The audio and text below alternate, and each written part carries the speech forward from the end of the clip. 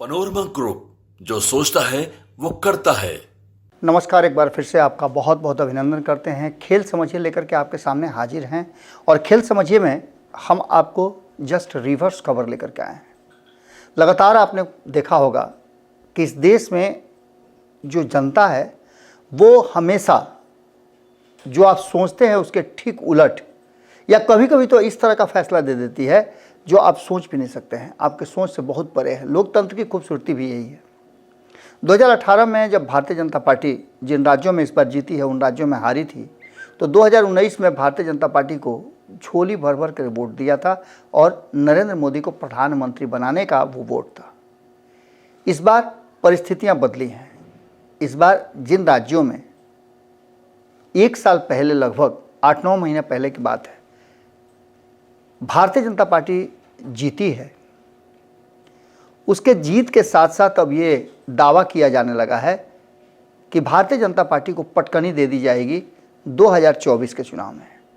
परिस्थितियों को अगर देखें तो 2014 से लेकर के 2024 के बीच में 2 चुनाव हुए, तीसरे चुनाव की तैयारी हो रही है और नरेंद्र मोदी को प्रधानमंत्री की कुर्सी पर तीसरी बार कैसे बैठाया जाए, हैट्रिक कैसे हो, इसके लिए पूरी तैयारी शुरू हो चुकी है।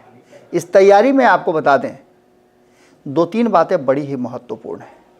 पहली बात महत्वपूर्ण ये है कि जिस तरह से अमित शाह और नरेंद्र मोदी, इसके साथ साथ जेपी नड्डा, 2014 में इसी तरह की एक जोड़ी थी जिसमें किसी और का योगदान था। राजनाथ सिंह उस समय उस टीम का हिस्सा थे। इस बार 2019 से थोड़ी परिस्थितियां अलग हैं और 2014 से भी परिस्थितियां अलग हैं। 2024 के चुनाव की पूरी तैयारी हो गई है और भारतीय जनता पार्टी का जो थिंक टैंक है, जिन 3 लोगों की बात मैं कर रहा हूं, जेपी नड्डा, अमित शाह और प्रधानमंत्री नरेंद्र मोदी, ये तीनों मिलकर के जिस तरह की रणनीति बना रहे हैं और जिस तरह की स्ट्रेटजी बना रहे हैं, एक नाम जो स्थापित करने की कोशिश की जा रही है, 2014 में वही हुआ था। एक नारा दिया गया था, प्रशांत किशोर के बारे में कहा जाता है कि उन्होंने नारा दिया था कि हर हर मोदी घर घर मोदी, और मोदी हर घर में प्रवेश कर गए, इसमें कोई दो राय नहीं था। अब जबकि 2019 का चुनाव राष्ट्रवाद के नाम पर लड़ा गया, तो 2024 का चुनाव आखिर किस नाम पर लड़ा जाएगा?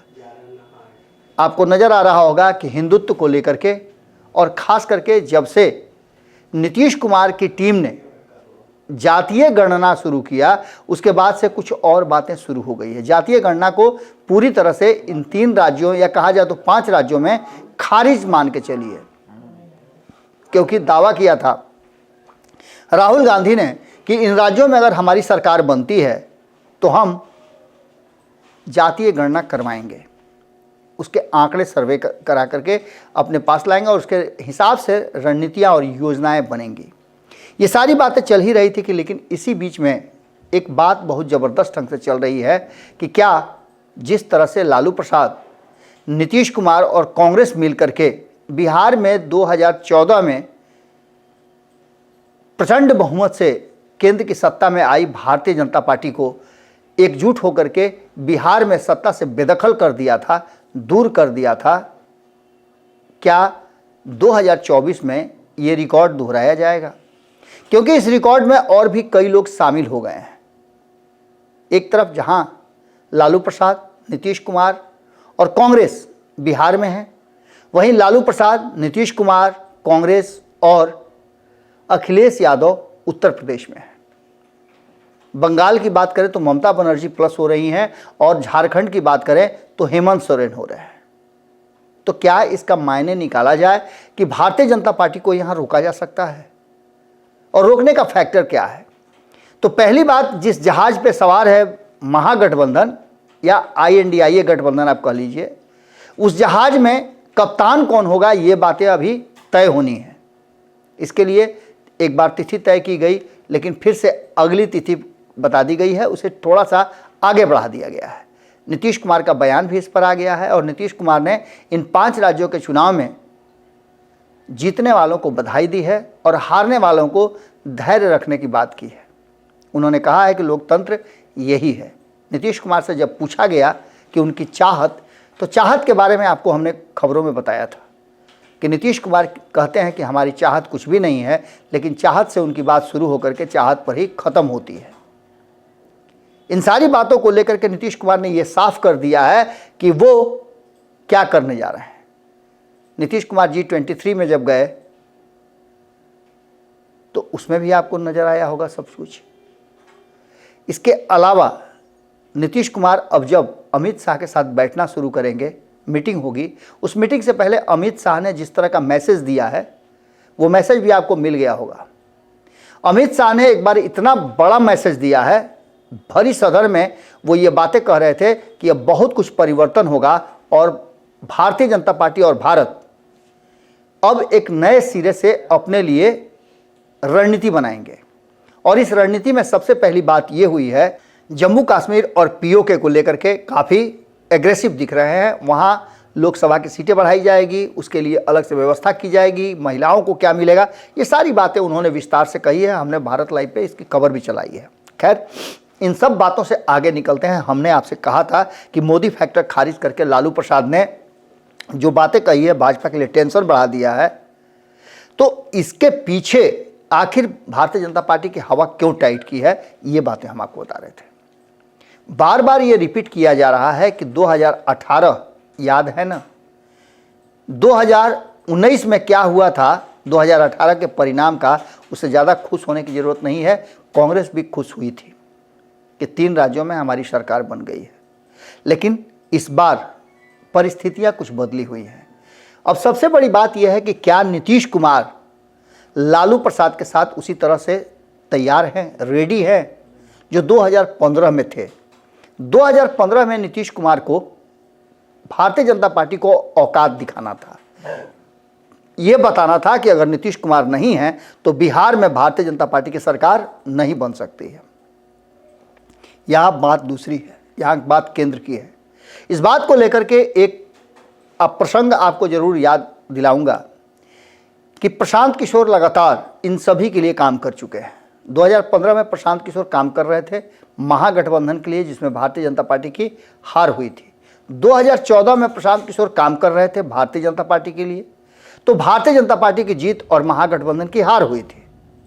यानी प्रशांत किशोर उधर भी फैक्टर हुआ करते थे, इधर भी फैक्टर। भले ही आप इस बात से इनकार कर दें, लेकिन भारतीय जनता पार्टी ने भी माना था कि प्रशांत किशोर ने बेहतर काम किया था। कुछ बातें होती हैं जिसमें डिफरेंसेस पैदा होते हैं, डिफरेंस पैदा हुआ और नीतीश कुमार के साथ आकर के एक महागठबंधन बनवाया और उस महागठबंधन को जीत के पैदान तक लेके गए। ये सब कुछ प्रशांत किशोर का किया हुआ था। उसमें उन्होंने एक नारा दिया था, जो नारा उन्होंने 2014 में दिया था, भारतीय जनता पार्टी के हर हर मोदी घर घर मोदी।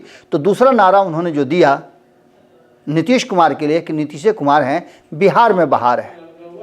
अब जबकि एक बार फिर से ये सब कुछ आपके सामने पिक्चर की तरह चल रहा होगा, तो प्रशांत किशोर ने एक बयान दिया है। प्रशांत किशोर ने कहा है कि जिस तरीके से नरेंद्र मोदी से लड़ने के लिए ये टीम तैयार हो रही है, और बिखरी हुई टीम, कोई भी बिखरी हुई टीम मैच नहीं जीत सकती है। ऐसी स्थिति में आप एक बात समझ लीजिए, उन्होंने 15 का उदाहरण भी दिया है कि हमने 101, 101 और 41 सीटों के साथ 3 दलों के साथ गठबंधन बनाया था, जिसमें हम बेहतर परिणाम लेकर के आए थे और उस समय वोट का भी आंकड़ा बेहतर था। भारतीय जनता पार्टी को सत्ता से दूर रखा गया था।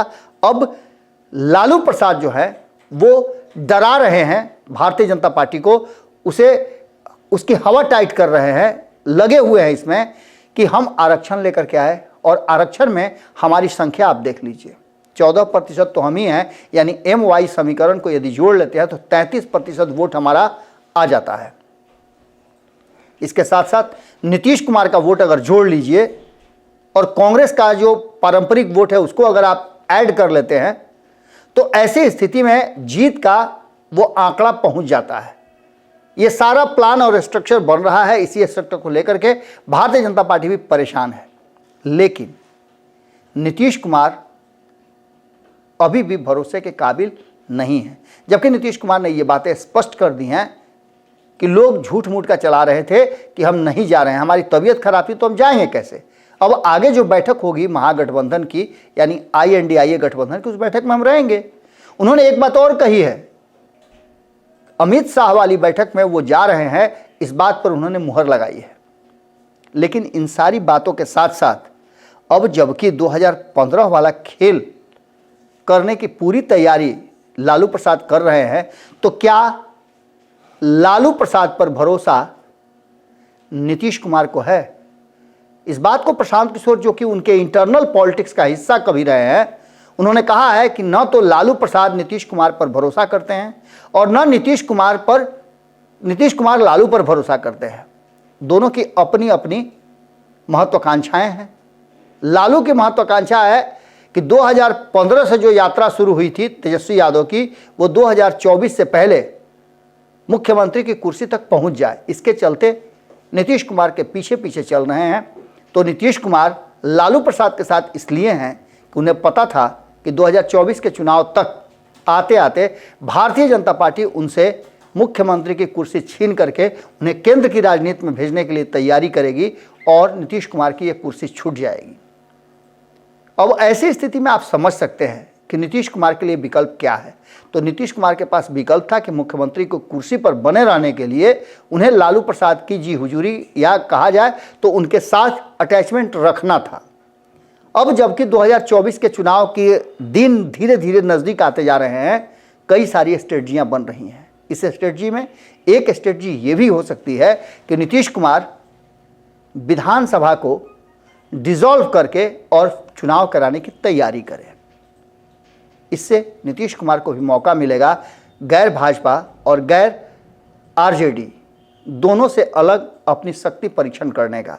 अब देखना दिलचस्प होगा कि एक तरफ जहां ये सारी तैयारियां चल रही हैं, 2015 के फैक्टर पर लालू प्रसाद ये दावा कर रहे हैं कि हम भारतीय जनता पार्टी को रोक देंगे, तो वहीं जदयू के उन 16 सांसदों में भीतर ही भीतर भय व्याप्त है। होगा क्या? सीट शेयरिंग के फॉर्मूले की जब भी बात होती है तो कांग्रेस को लगता है कि होगा क्या, तो वहीं वाम दल को भी लगता है कि होगा क्या। यानी कि आप समझ लीजिए कि यह फैक्टर चल तो जाता, लेकिन इस लेकिन का जवाब न हमारे पास है न आपके पास है। इस लेकिन का जवाब उन 7 दलों के पास, 6 दलों के पास है जो सत्ता में भागीदार हैं, महागठबंधन के हिस्सा है।